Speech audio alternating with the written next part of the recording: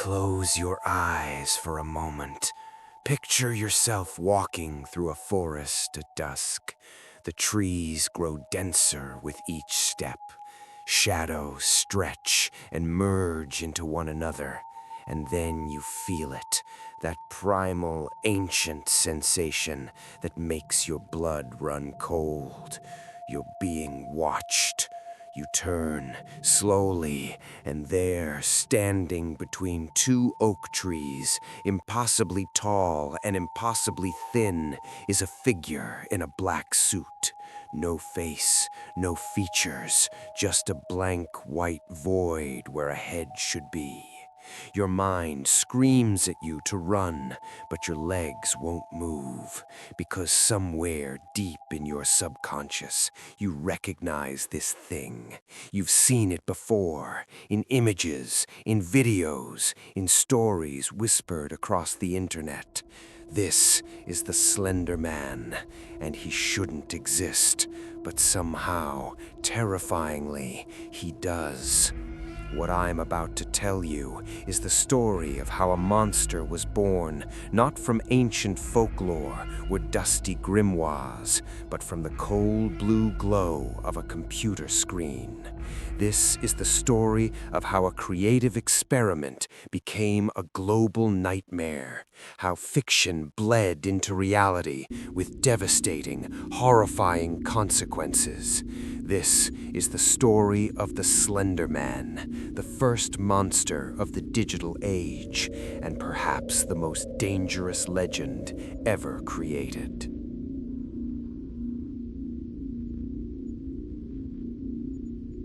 The date was June 10th, 2009. While most of the world went about their normal lives, something extraordinary and terrible was taking shape in the depths of the internet. On a forum called Something Awful, a website known for dark humor and internet culture, a paranormal pictures contest was underway. Users were challenged to create convincing supernatural photographs, to craft hoaxes so believable they could fool the unsuspecting. It was meant to be fun, creative, harmless. A user going by the name Victor Surge decided to participate. His real name was Eric Knutson, a regular guy with a talent for digital manipulation. He took two ordinary black and white photographs, children playing in a park, kids on a playground, and he added something to them. In the background of these innocent scenes, barely visible but undeniably present, stood a figure. Tall, impossibly, unnaturally tall, thin as a shadow, wearing a dark suit that seemed to absorb light itself. And where its face should be, there was nothing, just a smooth, featureless white surface, like a mannequin or a blank mask stretched over an inhuman skull. But Knutson didn't stop there. He added something that transformed these images from creepy pictures into the seed of a legend. Below the photographs, he wrote fabricated witness testimonies, fragments of stories that gave this entity a name and a purpose: the Slender Man. He described a creature that stalked children, whose presence was a harbinger of disappearance and death.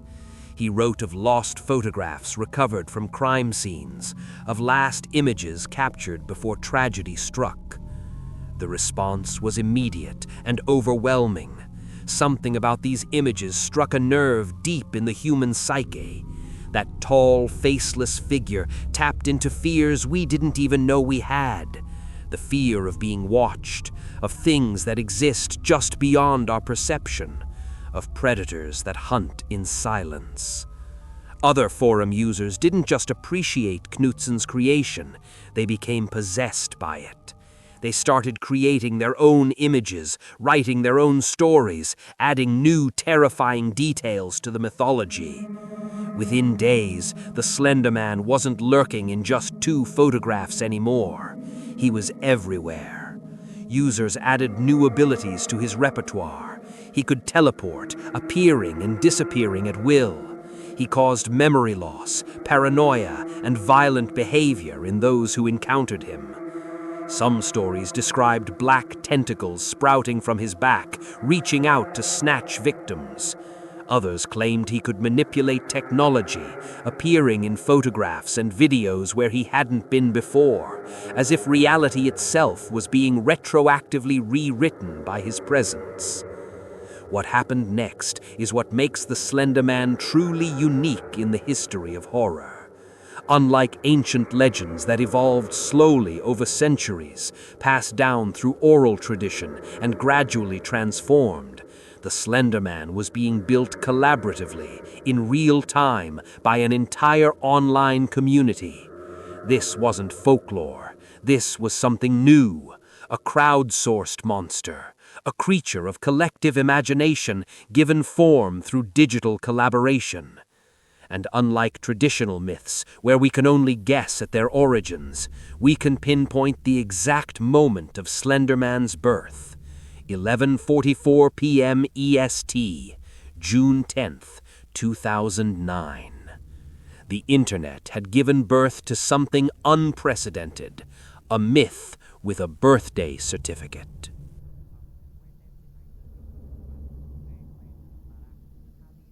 The legend of the Slender Man couldn't be contained. Like a virus, or perhaps more accurately, like the entity itself, it spread from something awful to every corner of the internet. Deviant art became flooded with haunting artistic interpretations. Some artists depicted him as an almost elegant figure, a gentleman predator stalking through fog-shrouded forests. Others portrayed him as something far more monstrous, with those infamous tentacles writhing from his back like the limbs of some deep-sea nightmare. Fan fiction websites exploded with new stories, each writer adding their own layer to the mythology, their own rules and rituals. But it was YouTube that would transform Slender Man from an internet curiosity into a cultural phenomenon that would reach millions. In 2009, creators Troy Wagner and Joseph Delage launched a web series called Marble Hornets.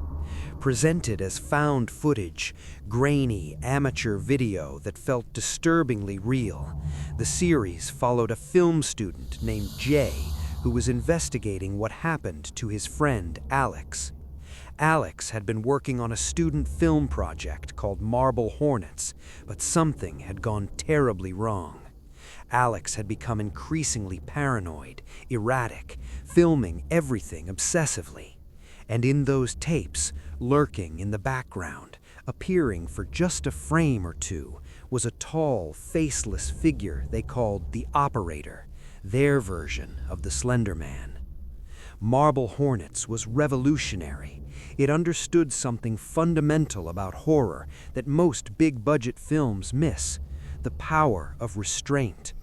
You rarely saw the Operator clearly.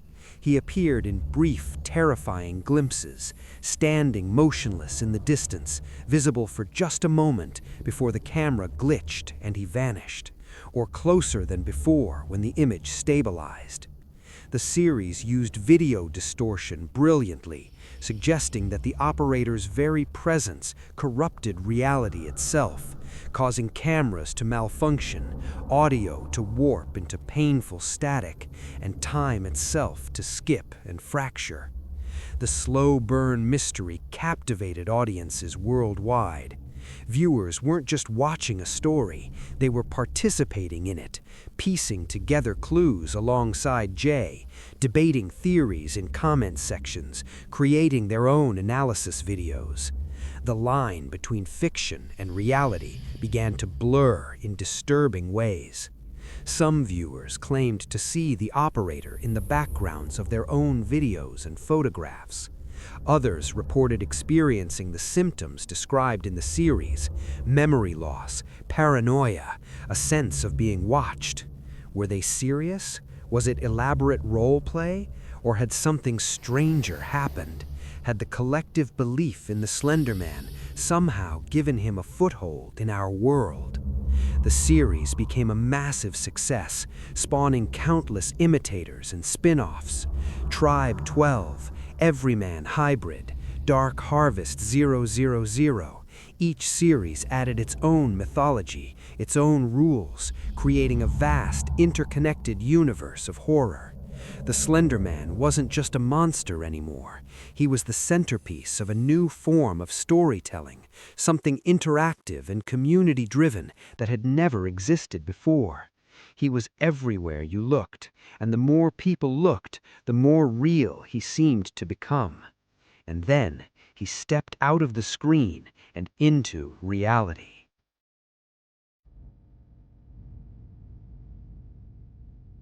In 2012, an independent game developer named Mark Hadley, working under the name Parsec Productions, released a free game that would introduce Slender Man to an entirely new generation.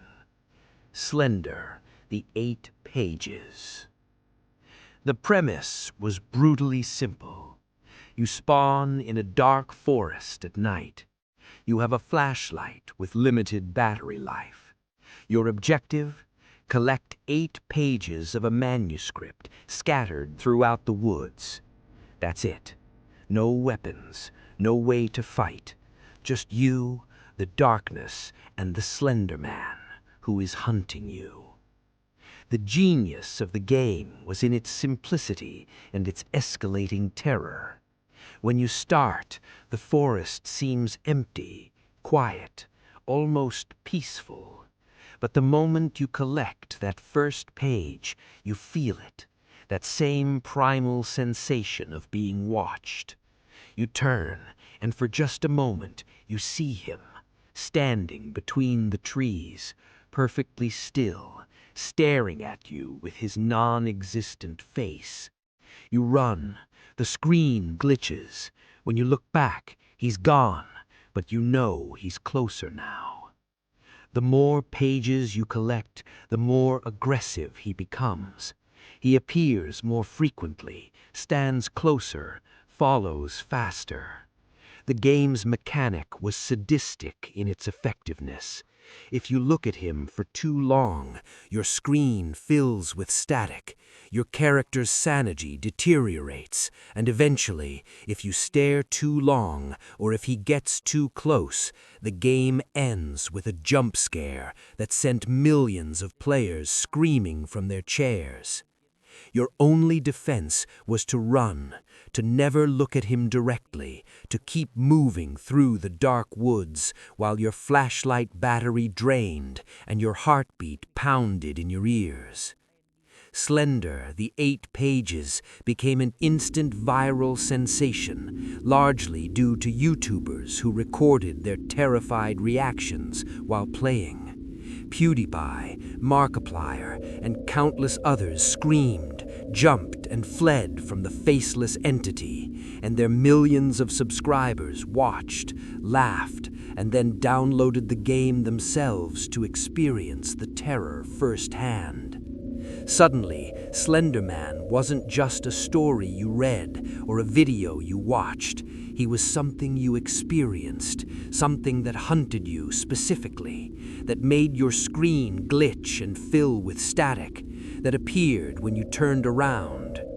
Slender, the 8 Pages, transformed Slender Man from a niche internet legend into a mainstream pop culture icon. Elementary school kids drew him in their notebooks. Halloween costumes appeared. He had transcended his origin as Creepypasta, a term for short, scary stories copied and pasted across internet forums, and become something bigger.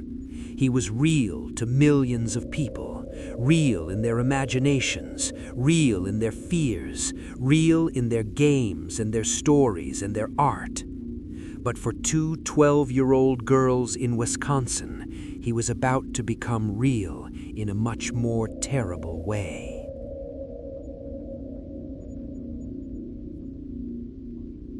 May 31st, 2014. Waukesha, Wisconsin. a quiet suburb where nothing bad was supposed to happen. Two 12-year-old girls, let's call them by their initials, MG and AW, though their names became infamous, invited their friend PL for a sleepover and a walk in the woods. They went to a local park, David's Park, played in the playground, acted like normal kids on a normal day. And then they tried to kill her. In the woods, away from witnesses, MG and AW attacked their friend with a knife. They stabbed her 19 times. 19 times. They targeted her arms, her legs, her torso. They aimed for vital organs. And then, believing they had completed their mission, they left her there, bleeding in the dirt, and walked away. Miraculously, impossibly, PL survived. She crawled out of the woods, was found by a cyclist, and was rushed to the hospital, where surgeons fought for hours to save her life.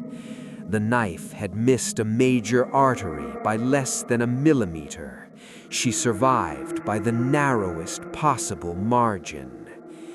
When police apprehended MG and AW, they didn't run or make excuses. They confessed immediately, calmly, matter-of-factly. They explained that they had done it for the Slender Man. They believed, truly, genuinely believed that he was real, that he lived in a mansion in the Nicolet National Forest, and that to become his proxies or followers, they needed to prove their loyalty by killing someone. They thought that if they didn't do this, the Slender Man would harm them and their families. In their minds, they weren't committing murder. They were protecting everyone they loved from a monster that existed in their screens, in their stories, in their deepest fears. The world reacted with horror and disbelief. How could a fictional character created on a humor website lead to an actual attempted murder? The media descended on the story like vultures, and the coverage was often simplistic, sensationalistic, and wrong. Pundits blamed the internet, video games, horror fiction, modern culture. They painted a picture of innocent children corrupted by evil online content, as if the solution was simply to ban scary stories and shut down forums. But the reality was far more complex and far more heartbreaking than that simple narrative.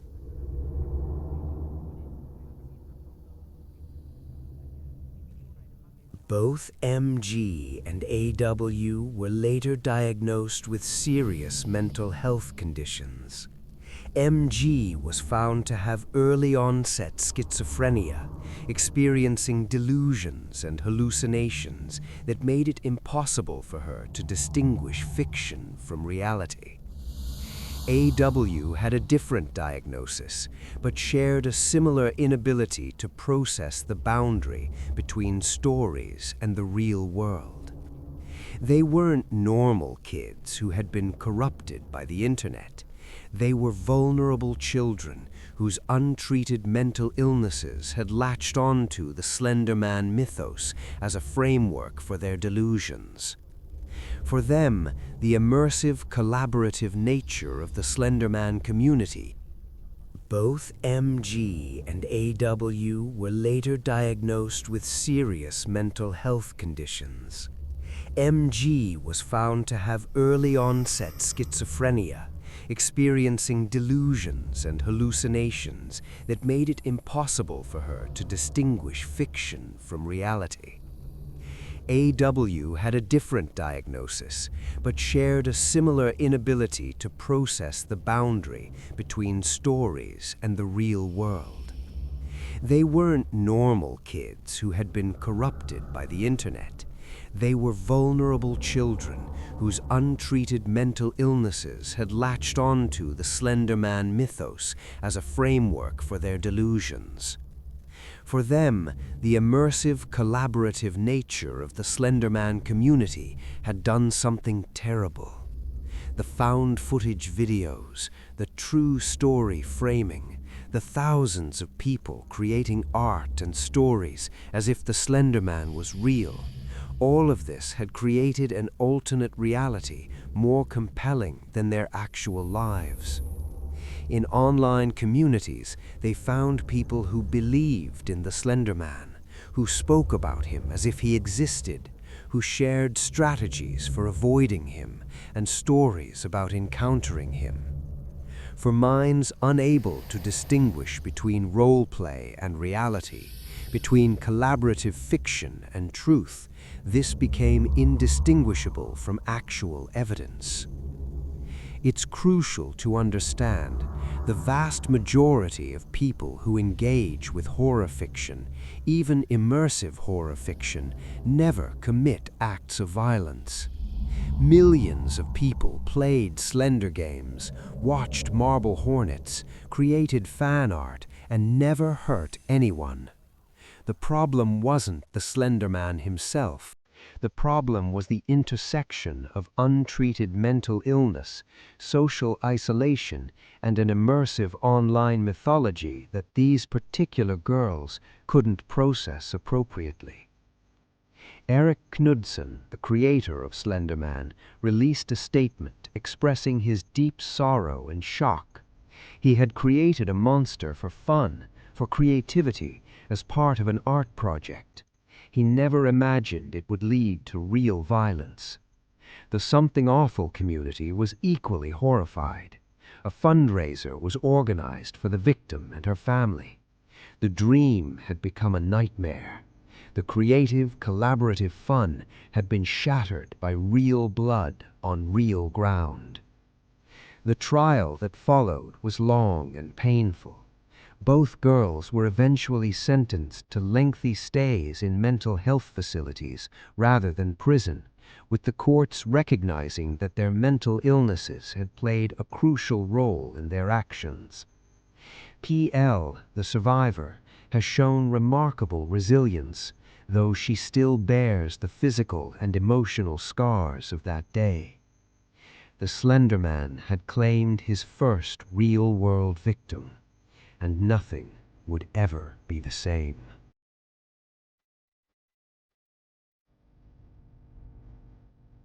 After the Waukesha stabbing, the perception of Slender Man changed fundamentally and forever.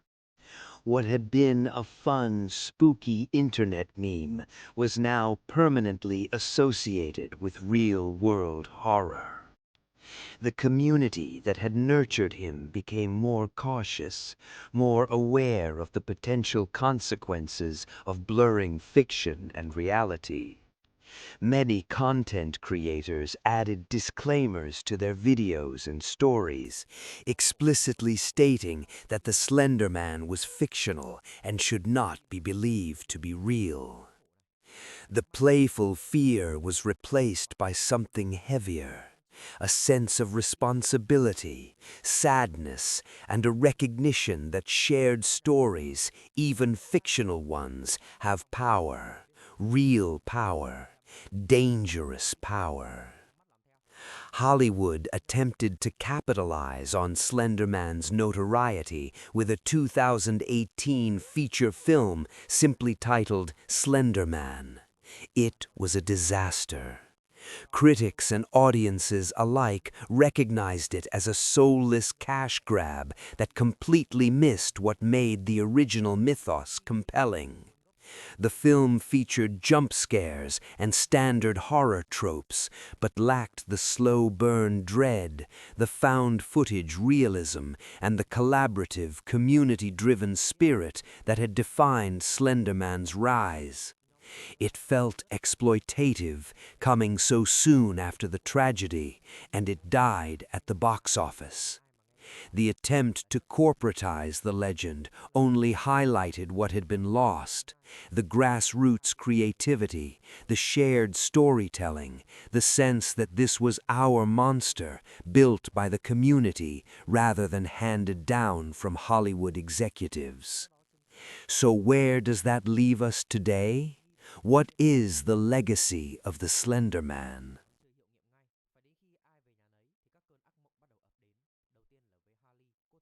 The Slender Man exists now in a strange limbo between fiction and reality, between harmless fun and cautionary tale.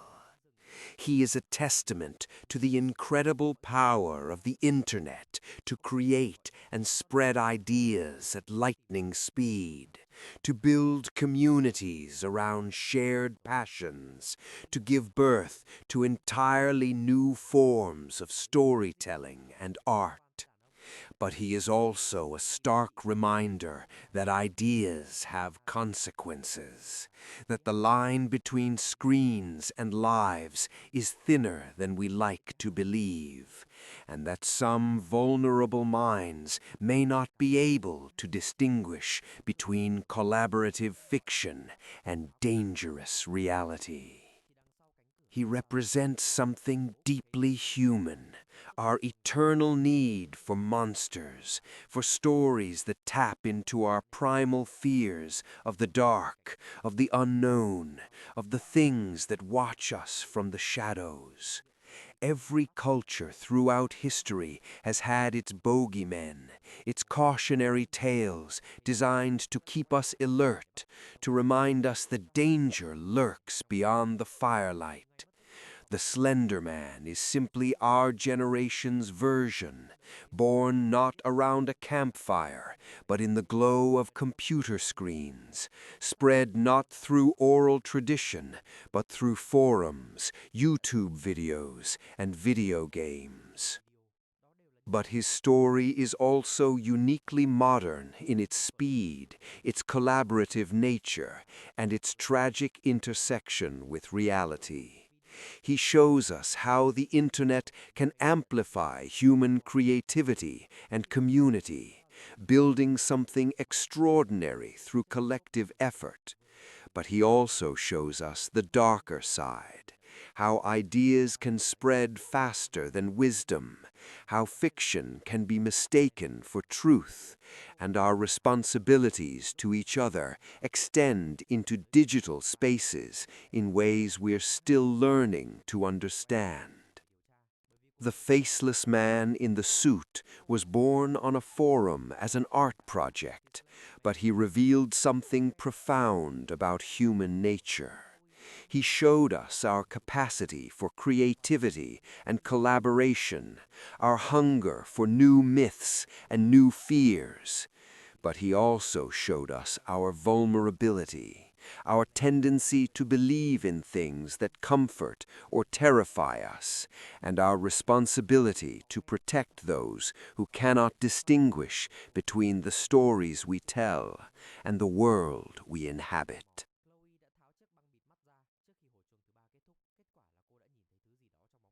Here's the most unsettling part. The Slender Man is more real now than he was in 2009. Not physically, he still doesn't exist outside of our collective imagination. But he has power, real power. He shaped an entire genre of internet horror. He influenced how we tell scary stories, how we create immersive fiction, how we build communities around shared mythology. He exists in the fears of children who learned about him in elementary school, in the cautionary conversations parents have with their kids about internet safety, in the academic papers written about digital folklore and its psychological impact. And somewhere in forests around the world, when people walk alone at dusk and feel that primal sensation that something is watching them, some part of their mind whispers his name. They know he isn't real. They know he's just a story, but they look over their shoulder anyway, just to be sure there isn't a tall, impossibly thin figure in a suit standing between the trees, his blank face turned in their direction, his presence warping reality itself. Because that's what the best monsters do. They live not in the woods or the shadows, but in that space between what we know to be true and what we fear might be. The Slender Man proved that you don't need ancient legends or centuries of oral tradition to create something that haunts the human psyche. You just need the internet, some talented creators, and the willingness of thousands of people to believe, even just for a moment, that the monster is real. The Slender Man was created as fiction, but through tragedy, through community, through the sheer weight of collective imagination, he became something more, something that exists in that uncomfortable space between story and reality, between harmless fun and dangerous obsession. He is the first monster of the digital age, and he won't be the last. If this deep dive into digital horror fascinated or terrified you, smash that like button and subscribe for more explorations into the darkest corners of internet culture, modern mythology, and the stories that keep us up at night. Drop a comment below. Have you ever had a Slender Man experience? Do you think shared fiction can be dangerous? And what other internet legends should I cover next? Until next time, remember, the monsters we create online don't always stay online. And the next time you're walking through the woods at dusk and you feel like you're being watched, maybe trust that instinct. Maybe look over your shoulder, just in case. Sweet dreams.